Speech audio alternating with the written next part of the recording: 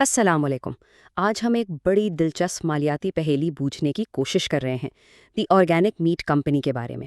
سوچنے والی بات یہ ہے کہ ان کی سیلز تو گر رہی ہیں، لیکن ان کا منافع وہ بڑھ رہا ہے۔ بھئی یہ کیسے ہو سکتا ہے؟ آئیے اس کیس کو ذرا کھول کر دیکھتے ہیں۔ سب سے پہلے وہ ہنسا جس پر سب کی نظریں ہیں، 370.9 ملین روپے۔ یہ 31 دسمبر 2025 کو ختم ہونے والی 6 ماہی میں کمپنی کا منافع ہے۔ پہلی نظر میں تو یہ ایک بہت بڑی کامیابی لگتی ہے نا؟ اور جب اس کا موازنہ پچھلے سال سے کیا جائے تو کہانی اور بھی اچھی لگتی ہے۔ منافع 343 ملین سے بڑھ کر تقریباً 371 ملین ہو گیا ہے۔ یہ ایک زبردست اضافہ ہے اور زیادہ تر لوگ تو یہیں پر جشن منانا شروع کر دیں گے۔ لیکن ٹھہریے، جشن منانا ابھی تھوڑا جلدی ہوگا، کیونکہ جیسے ہی ہم ان نمبرز کی گہرائی میں اترتے ہیں، ایک بہت ہی حیران کن بات سامنے آتی ہے، ایک ایسی پہیلی جسے ہم آمدنی کا معمہ کہہ سکتے ہیں۔ اور یہ رہا وہ حیران کن موڑ۔ اتنا اچھا منافع کمانے کے باوجود کمپنی کی جو نیٹ سیلز ہیں وہ اصل میں کم ہو گئیں، 8.1 ارب روپے سے گر کر سیدھا 7.3 ارب روپے۔ جی ہاں، بالکل صحیح سنا، مطلب انہوں نے مال کم بیچا لیکن پیسہ زیادہ کما لیا۔ تو سب سے بڑا سوال اب یہی ہے، آخر یہ ممکن کیسے ہوا؟ اگر سیلز کم ہو رہی ہیں تو منافع اوپر کیسے جا سکتا ہے؟ یہی وہ پہیلی ہے جسے اب ہم مل کر حل کرنے والے ہیں۔ تو چلیں اس پہیلی کو سلجھاتے ہیں۔ جواب وہاں نہیں ہے جہاں شاید زیادہ تر لوگ سوچ رہے ہوں گے۔ یہ کہانی آمدنی کی نہیں بلکہ اخراجات کی ہے۔ اس کا جواب اس بات میں نہیں کہ انہوں نے کمایا کتنا، بلکہ اس میں ہے کہ انہوں نے بچایا کتنا۔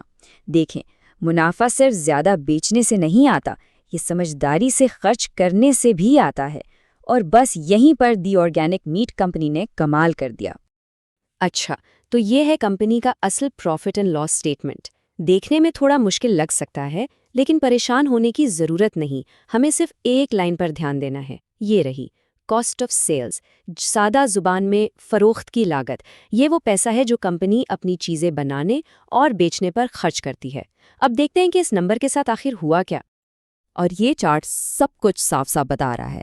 فروخت کے لاگت میں ایک بہت بڑی کمی آئی ہے، جو 7.3 ارب روپے سے کم ہو کر 6.6 ارب روپے رہ گئی ہے۔ تو بس یہی ہے اس پوری پہیلی کا جواب۔ انہوں نے اپنے خرچوں کو اتنا کم کیا کہ کم فروخت کا اثر بھی زائل ہو گیا۔ اور بات صرف یہیں ختم نہیں ہوتی۔ فروخت کے جو دوسرے اخراجات تھے ان میں بھی تقریباً 18% کی کمی آئی۔ اس سے پتہ چلتا ہے کہ یہ کوئی ایک جگہ پر کی گئی کٹوتی نہیں تھی، بلکہ انہوں نے ہر سطح پر اپنی کارکردگی کو بہتر بنانے کی ایک پوری کوشش کی ہے۔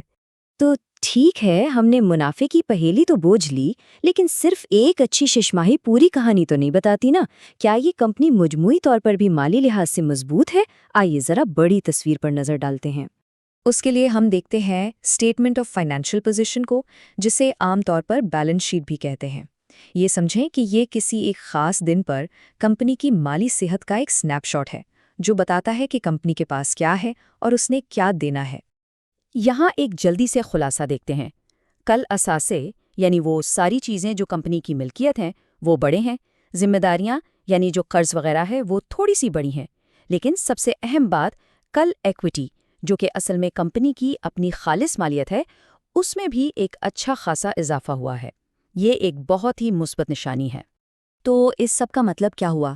اس کا سیدھا سا مطلب یہ ہے کہ سیلز کم ہونے کے چیلنج کے باوجود کمپنی کی جو بنیاد ہے، جو اس کی مالی صحت ہے، وہ مضبوط ہے۔ اس کے اثاثے بڑھ رہے ہیں، اس کی اپنی مالیت بڑھ رہی ہے۔ یہ ایک ایسی کمپنی ہے جو ایک ٹھوس بنیاد پر کھڑی ہے۔ تو آئیے اب اس ساری بات کو سمیٹتے ہیں اور دیکھتے ہیں کہ اس تجزیے کا حتمی نتیجہ کیا نکلتا ہے۔